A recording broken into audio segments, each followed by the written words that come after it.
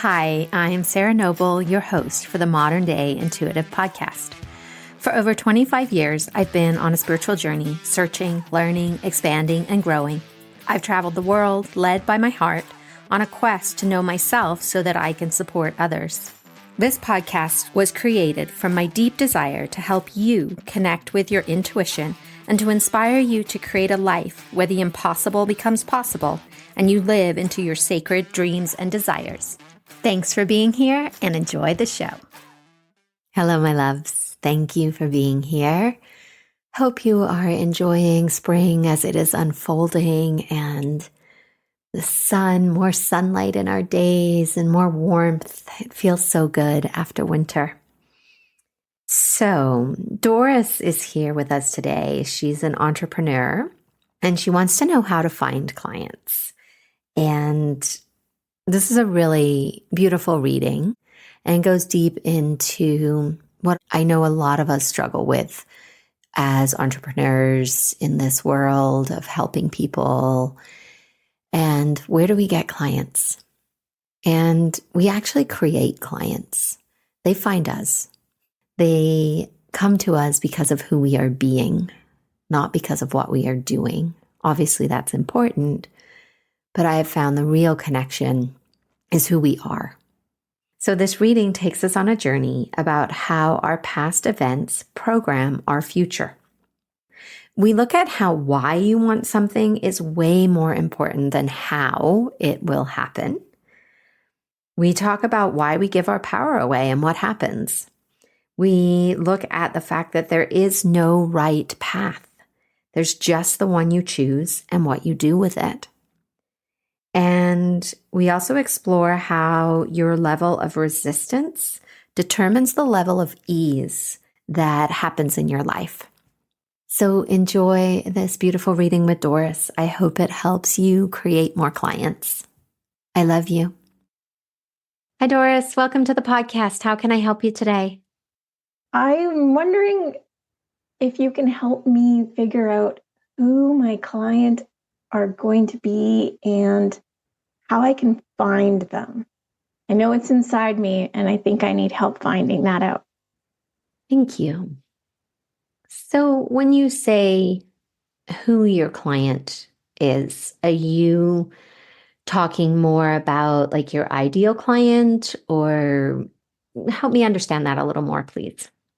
It's mostly helping me to find those clients because I know they're out there and I know that my program can really help people, but for some reason I haven't been able to connect. So maybe it's a connection thing. Okay. You're showing me your eyes, and the energy is coming out of your eyes, and then it's going up over your forehead and flowing back down behind you. So I just feel into that and gather information on that for you.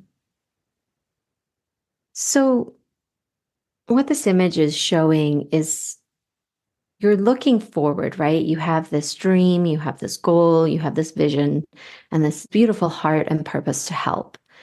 Yet there's a lot of you that is still looking in the past. So when I share that, how do you connect to that? Interesting. I hadn't contemplated that. Yeah, there's definitely a potential there, and maybe a thought about what's been happening in the past and how it might cause me to fail for the future. Does that feel valuable to explore that? I'm not sure because I've always thought, well, what's happened has happened, and now it's what we do with it, right?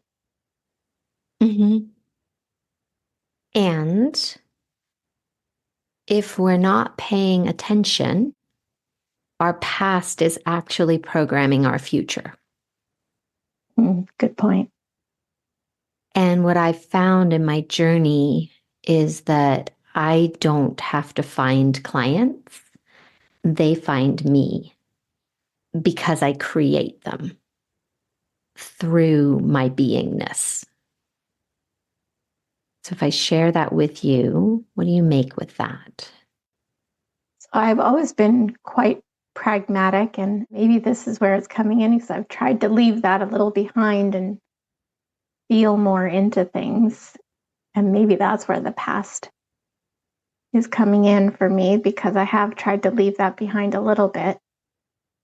I would love to be able to fall into my being and have the clients find me. But that pragmatic side says, but how does that happen? And I know that the how and the being doesn't really go together. Yeah, when we're on this bigger journey, the more important question than how tends to be why. Mm. Why do you want to do this? Why are you here to help? What is your big why? And you follow that and you let the universe work out the how. Mm-hmm. I want to help people. I maybe I do associate my value with how I can help people. And I don't know, maybe I'm seeking validation through this. I don't know. Mm-hmm. It's a good question to ask yourself. What do you know about that part of you that wants and needs validation? It's not clear. Do you feel you need validation in other areas of your life? Not really, no. I think my value is what I can provide to others. As in the sense of you're offering a valuable service, or the true core of your being and your worth is determined by what you can offer others? Both. Mm. So that, my love, is what will keep clients from finding you. Mm. When you are in a model, you set up your life where something outside of you has to determine your worth, you get caught because you just gave away all your power to someone other than yourself. Now working through that. How? Again, I'm back at the how. Why? Why are you giving away your power? Yeah, exactly. Why would I do that? Obviously, I am, but I don't understand why I would do that. Because most of us were trained to do that when we were young. And we live in a society that continues to perpetuate that wounding.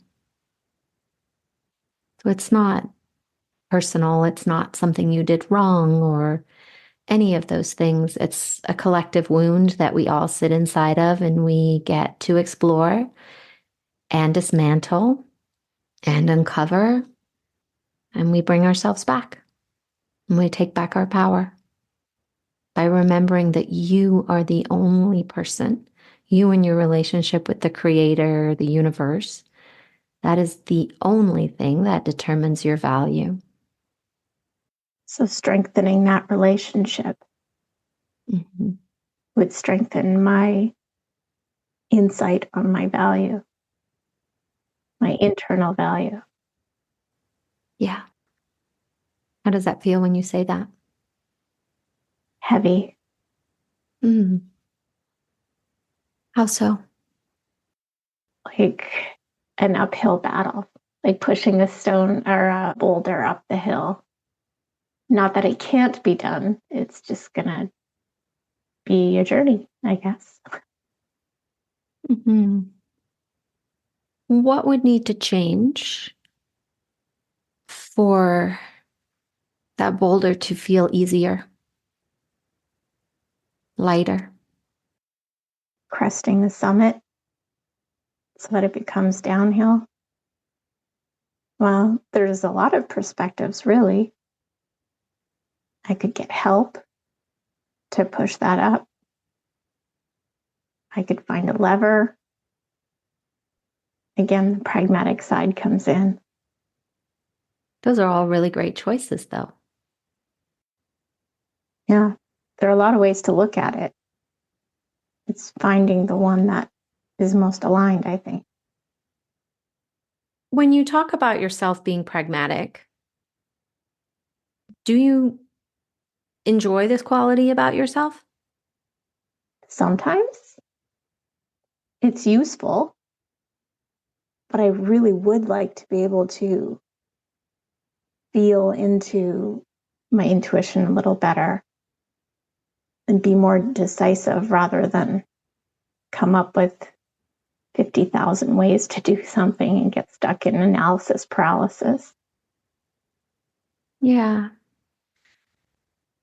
That's a trauma response, right, my love? When we're kind of like deer in the headlights, there's so many choices. We're going to muddle around in our mind and we forget about our body and our soul and our intuition and all these things.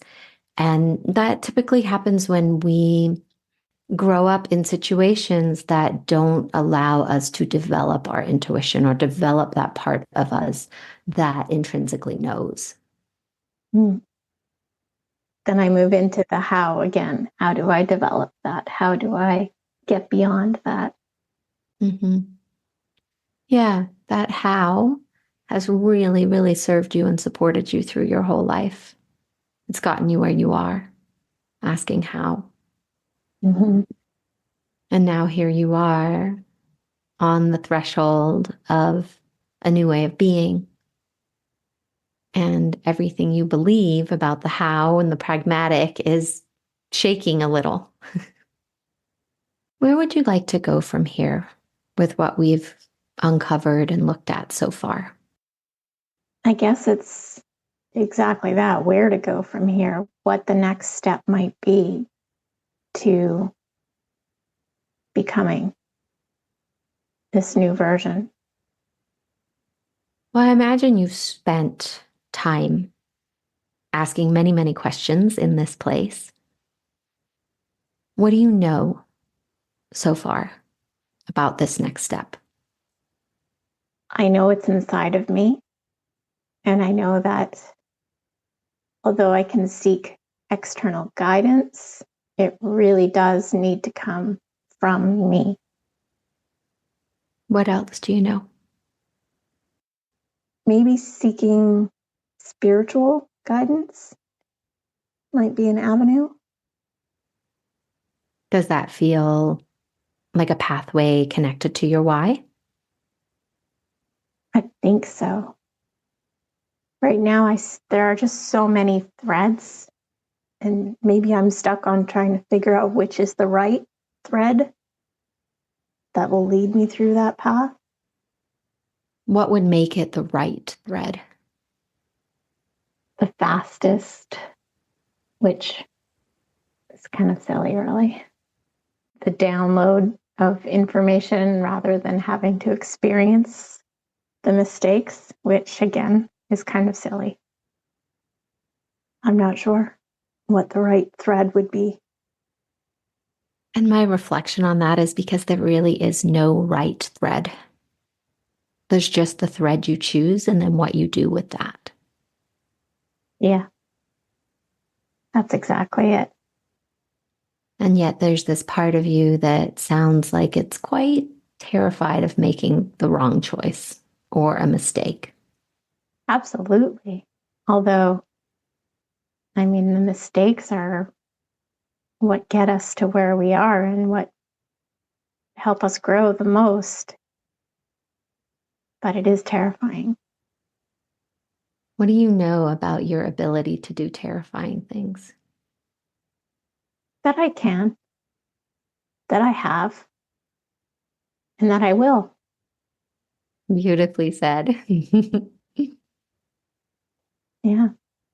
I mean, there will be situations, and the more often I do these things, the more often I get comfortable with the uncomfortable, the better I will deal with them as they come along.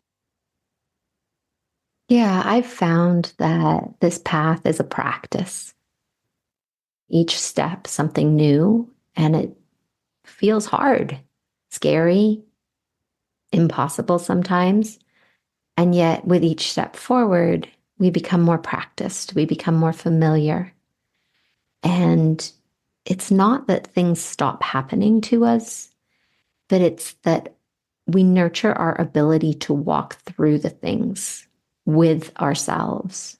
And that's how the path gets easier, is that you are your own best friend. Yeah. So if we circle back around to clients, to offering this incredible program you have to the world, this desire to help, to support, this connection to your why, what have you learned on this journey that we've been on together? The things that I've heard and I know, but for some reason never really landed. There is no right thread. There's only the thread that you make right, and that we can do hard things. And the more we do them, the better we get at them. Those things I know, those things I practice, and in other ways, even discuss with people. But yeah, I just need to do it. What is something you can do in the direction that you are traveling? I need to fully embrace this process of intuition, this process of setting aside the how and enjoying the why, processing it in my way, maybe not rushing through it, that things will be the way that they're supposed to be when they were supposed to be. Yeah, it's very common to want to choose that fastest thread. Mm. And yet, I imagine as you look back over your life, when were the times that you grew the most? Were they on the fast thread? No. And fast doesn't always mean easier either. Very well said. Things can always be easy. We have to choose that, right? We can make things really hard, or we can allow things to be easy. And it's in our resistance to what's actually happening that we create the amount of ease that's available. Mm. Interesting that you used the word resistant. I've been running into that word a lot lately. You want to share a little more about your relationship with resistance? In a health journey that I've been dealing with, and some of the advice that I was given by my coach, which I knew was the right thing, but for some reason resisted for months. And not that I didn't think that she wasn't right or that it wasn't the right path, but for some reason I just continued to resist it until I didn't. And then things changed very quickly. Yeah. Has a tendency to do that when we Mm-hmm. surrender, right? Yeah, that's a good one too. Surrender. Well, how can I support you from here? You've done so much already. This is phenomenal. I really appreciate this. It's like I said, things that your mind or my mind comes up with, and I know, but it doesn't hit my heart. And it hadn't hit my heart until this conversation. So maybe there was some resistance there that I might be able to release. And I do have to give you credit for that. So thank you. Oh, well, thank you. You're here and open, and I can just feel your willingness and that willingness to explore these places within us. Like it's really a gift. Thank you. Mm-hmm. You were talking about your mind, right, versus your heart. And I love to play in the place where your mind, it's just always lying. It's always telling us things that aren't true, that we don't need to listen to. Like, it just does. It's just the nature of the mind. I mean, I love the mind, right? It's so incredible. And yet at the same time, it's told me I left my keys on the table, but no, I didn't. I left them in the car. And all the little ways that it does that. And I think if we can have a little levity in our relationship with the mind and not take it so seriously and recognize that it's just looking out for us, but man, it's misguided. We can access the heart easier, more fully. How do you quiet the mind so that you can hear the heart? Lots of meditation. Okay. Really, like meditating, really being vigilant, always watching your thoughts and learning to see that you're underneath the thoughts, right? You're not the thoughts. The thoughts are just being thought, but you're in charge of what you think. And to always pause and notice what you're thinking. And then focus on your breath, or look at a tree, or focus on your feet walking on the ground, or washing the dishes, or driving, or whatever the thing is. It's really learning to train the mind. That's how I have experienced it. And I had wild thoughts. I mean, I didn't even realize that I got to choose what I think. The first time someone told me that decades ago, it was like it stopped me in my tracks. What? I don't even understand what you're saying. And that began my journey. But it is a practice. And I believe, in my experience, it is something that you commit to and you show up for daily. And it does change. Excellent. I remind myself daily to do that. Yeah. Just pause and begin again, right? Every second is a new second to begin again. Beautiful. Does this feel like an okay place to land today? It does. Thank you. Thank you. Thank you for being here today and making your personal and spiritual growth a priority in your life. To learn more about connecting with your dreams and your intuition so that you can create a life full of possibilities, visit me at www.sarahnoble.com and see how we can create magic together. A big thank you from my heart to yours for making the planet a better place for us all.